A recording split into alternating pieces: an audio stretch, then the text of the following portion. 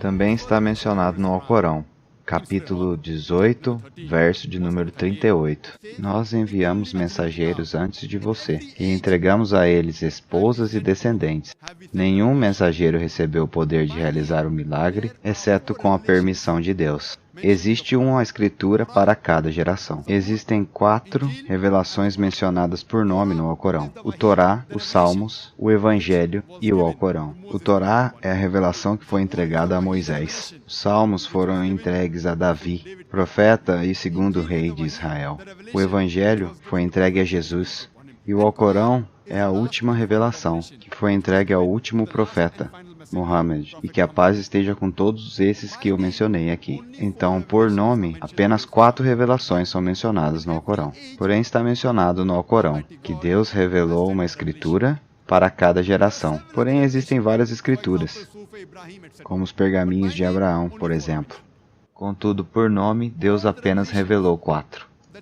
Porém, todas as escrituras que vieram antes do Alcorão foram feitas apenas para um grupo de pessoas e foram elaboradas para ser seguidas em sua totalidade apenas por um espaço de tempo determinado. No entanto, o Alcorão foi feito para durar até o fim dos tempos, por ser a última revelação, e não foi feito apenas para os muçulmanos ou para os árabes. Está mencionado no Alcorão, capítulo 14, verso de número 1. Essa escritura que nós enviamos para você, para que assim com a permissão do Senhor deles, você poderá trazer a humanidade das profundezas da escuridão para a luz, para o caminho do Todo-Poderoso, aquele que é o único digno de ser glorificado. O que o livro diz aqui é que o profeta vai guiar a humanidade, não apenas os muçulmanos ou os árabes. Também está escrito no capítulo 14, verso de número 52. Essa é uma mensagem para toda a humanidade, para que as pessoas possam talvez serem alertadas por ela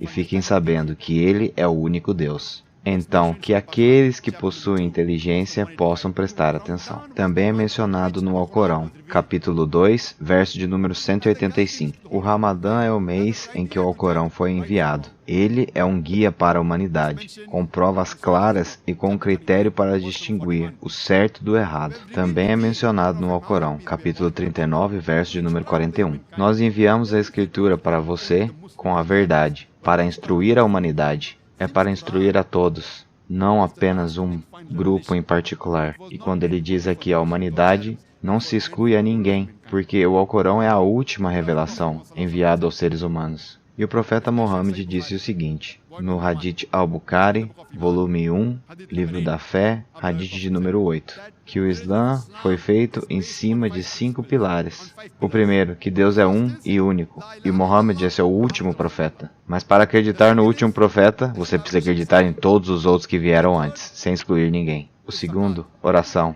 O terceiro, caridade aos pobres. O quarto, jejum. O quinto, peregrinação. O primeiro pilar, que diz respeito a acreditar que Deus é um só e que Muhammad foi seu último profeta. De novo, acreditar no profeta Muhammad é acreditar em todos os profetas que vieram antes, incluindo Jesus. Está escrito no Alcorão, capítulo 2, verso 177. A bondade não consiste em virar seu rosto para o leste ou para o oeste. Uma pessoa bondosa de verdade é aquela que acredita em Deus e no último dia, nos anjos, nas escrituras e nos profetas. Eu comecei a conversar com vocês essa noite citando um verso do Alcorão, capítulo de número 3, verso de número 64. Diga às pessoas do livro, revelações anteriores, vamos chegar a um acordo sobre o que é comum entre nós, que devemos adorar somente a Deus e ninguém mais.